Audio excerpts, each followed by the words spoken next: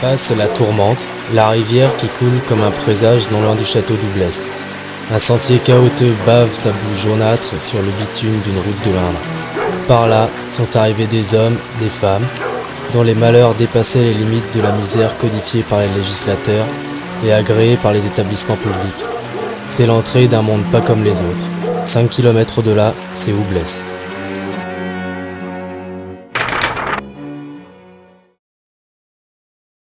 Alléchante ces quelques lignes écrites par Christian Quidet en 58 dans son article Le miracle d'Oublès.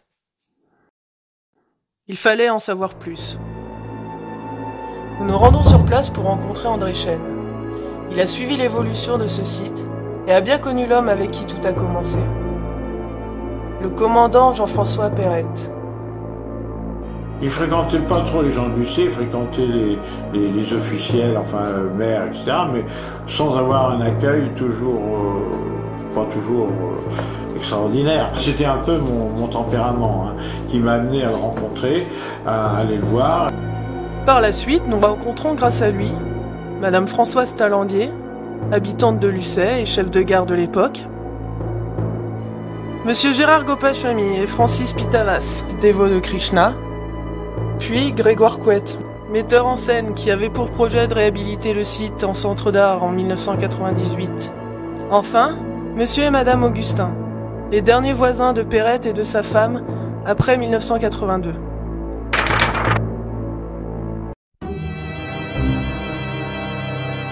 En 1945, l'armistice est signé. La France sort victorieuse du conflit. Mais toute victoire a un prix. Les nombreux appelés sont blessés si ce n'est tués. Ils reviennent mutilés, traumatisés, et ne trouvent aucune aide auprès des services publics. Abandonnés, des milliers d'anciens soldats se trouvent alors dans une détresse profonde.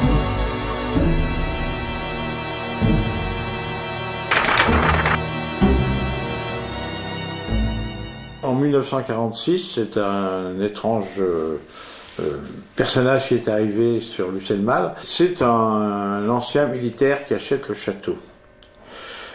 Il en fait tout de suite un centre d'accueil sous le titre de Entraide blindée, c'est-à-dire un lieu où les anciens militaires des blindés, traumatisés ou blessés, qui ne savent pas trop où aller, qui n'ont plus de famille, peuvent trouver un havre de paix pour se remettre en forme. C'est un joli petit château du 19e qui, pour une fois, pour une copie Renaissance, n'a pas été trop mal réussi. En fait, on voit vraiment l'esprit Renaissance avec les fenêtres à meneaux, les fenêtres monumentales, les petites échauguettes. Tout ça, c'est vraiment directement inspiré du style François Ier. Ça reste un peu rigide, ça reste un petit peu roide, mais bon, il est pas mal réussi. On sent vraiment l'inspiration de tous ces châteaux royaux du début de la Renaissance. Et puis la chapelle, elle a été vraiment particulièrement réussie parce qu'elle est vraiment dans les proportions et elle a de jolis équilibres. Voilà. Non, c'est une jolie demeure. Définitivement.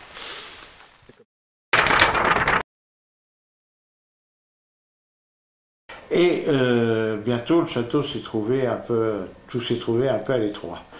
Alors c'est là où le commandant Perrette a imaginé de construire un village de l'espoir, un village qui soit dédié à tous les déshérités de la terre et où il puisse faire des aménagements importants. Donc de l'autre côté de la route par rapport au château, le commandant Perrette a construit tout d'abord une usine où les gens qui l'accueillaient devaient travailler. Je dis pouvaient, non. Ils devaient travailler parce qu'on avait son pain, on gagnait son pain à la sueur de son front.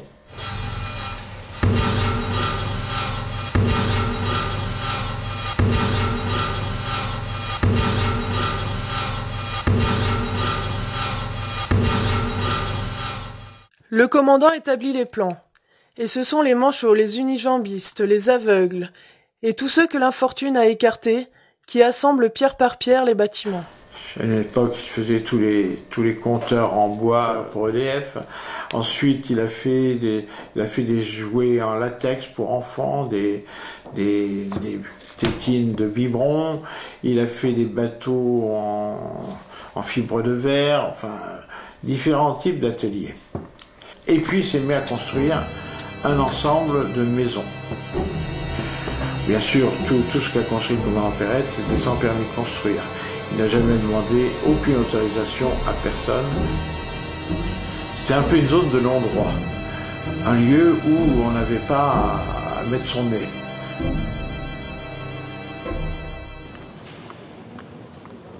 Il faut savoir que le commandant Perrette était un proche du général de Gaulle. Donc ça lui a permis d'avoir financement, subvention, tutti quanti. Et l'idée, c'était en fait de faire de la réinsertion par l'économique. Donc il a commencé à mettre quelques légionnaires. Et l'idée, c'était, vous venez habiter ici, je fournis les matériaux, vous construisez et ça vous donne un lieu de vie.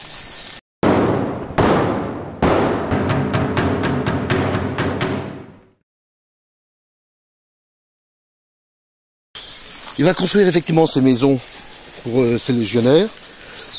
Évidemment, après, ça va s'ouvrir pour arriver effectivement sur les anciens prisonniers, enfin les gens qui ont de lourdes peines.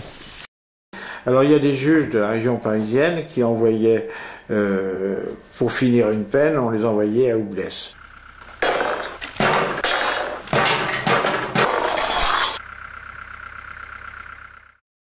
Oh là là, c'était pas des enfants de cœur, hein. C'était des grands bandits qui arrivaient tout tatoués, comme ça ils arrivaient à la gare, alors moi il fallait que je téléphone, on attendait le commandant, c'était pas toujours drôle, mais enfin ils n'ont jamais été incorrects, il n'y a jamais rien eu de grave.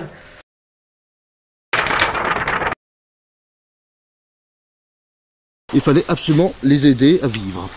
Donc il a construit un théâtre, cinéma, il a construit un hôtel pour héberger leur famille, un étang pour la pêche, donc effectivement tout un site de vie. À 10 ans, quand j'ai connu le théâtre, il n'était pas du tout dans cet état-là. Il a été construit dans les années 60, il était à la pointe de la technique.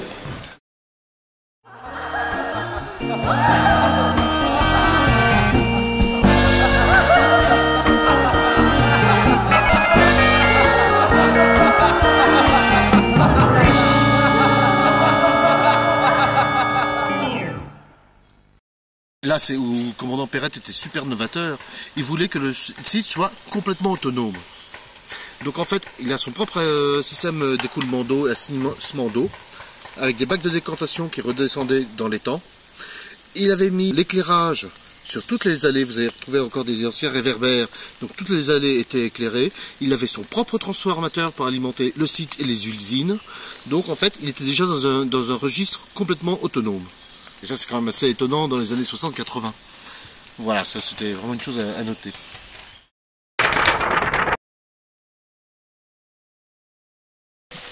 En 81, évidemment, la gauche passe. Changement de préfet.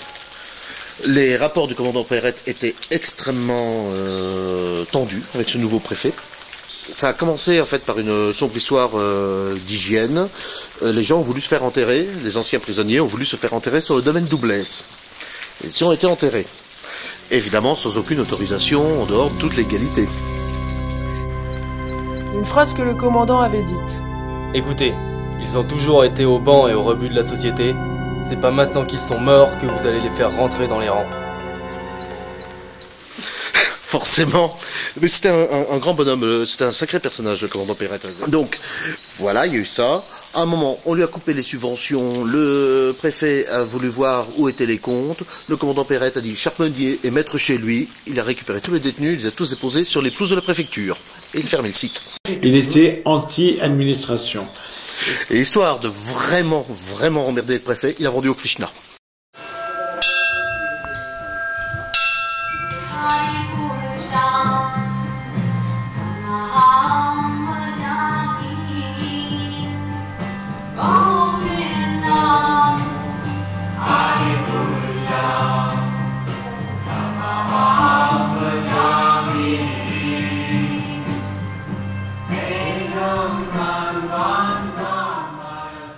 suis arrivé à Oublès en 1975, Tu voyais? à peu près à cette époque-là. Il était intéressé par le mode de vie et la philosophie de la conscience de Krishna que nous représentions. Je suis arrivé également aussi à Oublès, là, en 75. Si ça avait été un autre projet sérieux et noble également, il l'aurait fait. Maintenant, peut-être qu'il y a un petit à côté avec le préfet, mais c'était pas quelqu'un de superficiel, le commandant Perret. Il n'était pas Krishna lui-même. Ah non, pas du tout. Pas du tout. Mais il m'a dit, comme ils vont passer pour un organisme sectaire, ça va bien emmerder le préfet. Et je le fais pour emmerder le préfet. Voilà ce qu'il m'a dit. Voilà, c'était ça, dans son truc, oui. Je pense que le commandant Perret n'a pas, ne regretterait pas son choix aujourd'hui. Il a conservé quand même 75% des parts de ce site-là. Donc le théâtre, il n'a jamais vraiment complètement voulu le lâcher. Le commandant Perret me vendait l'ensemble du site pour un franc symbolique. Il a été vraiment très touché par le projet que l'on voulait mettre en place. C'était vraiment le théâtre de l'Ours qui emmenait ce projet-là, c'était donc ma compagnie.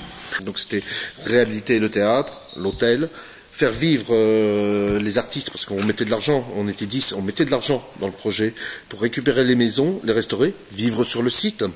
Mais en même temps, on ouvrait aux autres compagnies, théâtrales, danse, on avait des résidences pour les peintres, sculpteurs, plasticiens. L'idée c'était de créer autour de ce lieu, qui est quand même un cadre absolument idyllique, le remettre en circuit, en vie, pour effectivement héberger des artistes au niveau nationaux, internationaux, si possible, et faire vivre ce lieu vraiment via la culture et via l'art contemporain.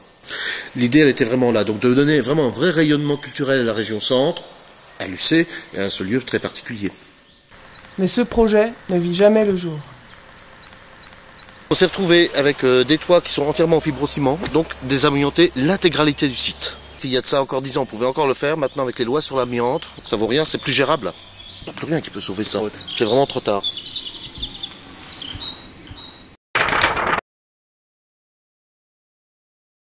La maison du commandant Perret, qui a été construite dans les années 80, on reconnaît bien l'architecture des années 80, toit, pagode et ainsi de suite. C'était l'une des plus belles, d'ailleurs c'était la plus belle et la plus grande de la propriété. Elle lui était réservée. Évidemment, charité bien ordonnée commence par soi-même. Et évidemment, c'est également la maison qui a le plus souffert.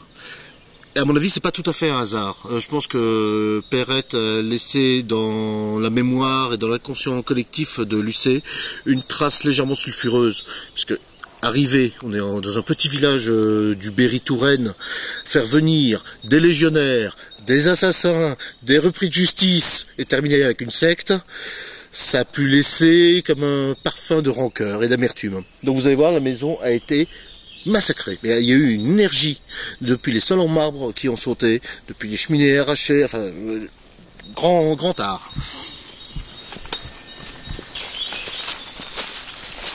C'est étonnant ce lieu, parce que même dans ces énergies, il continue à être dans une énergie de guerre et de destruction. Là, normalement, ça devrait revenir à la nature, à la paix, et ça reste une énergie de colère. C'est très étonnant. On s'aperçoit que ça a été tiré à la chevrotine. On n'est pas simplement dans la dégradation matérielle, il y a aussi la volonté de l'homme. Forcément, quand j'ai commencé à m'intéresser au site d'Oublaise, ça a commencé à savoir, ça a commencé à se diffuser, on voyait les voitures, j'ai amené des officiels, j'ai amené des partenaires, donc forcément, Oublaise, on a commencé à nouveau à en reparler vraiment en 97. Les maisons qui étaient absolument intactes se sont retrouvées, mais en 3 mois, massacrées. On reparlait d'Oublaise, on continue à redétruire. C'est vraiment des syndromes de servitude acceptés. C'est-à-dire que le commandant Perret, c'était le fort en gueule, il était charismatique, c'était un proche de Gaulle, donc proche du pouvoir, proche des élus de l'époque. C'est l'analyse que j'en ai. Le rapport qu'il y a avec tout chef charismatique, c'est un mélange de haine profonde, parce qu'il impose des choses qui sont absolument insupportables, parce que lui, il menait le monde à son idée, et en même temps une admiration, parce que faut faire ça aussi. Donc ça devient des sentiments très mitigés.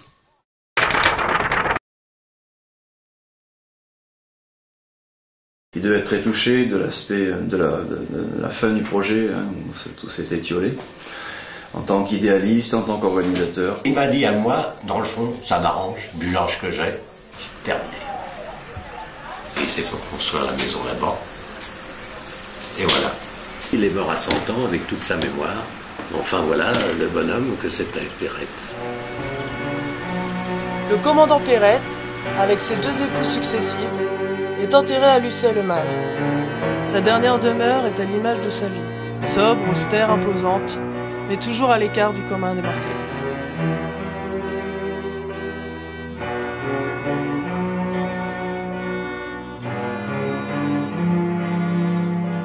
La cité de l'espoir, celle de la dernière chance, la miraculeuse, l'œuvre d'un homme pour un monde meilleur, devient une cité fantôme, une cité maudite, et un énorme gâchis qui sombre dans l'oubli.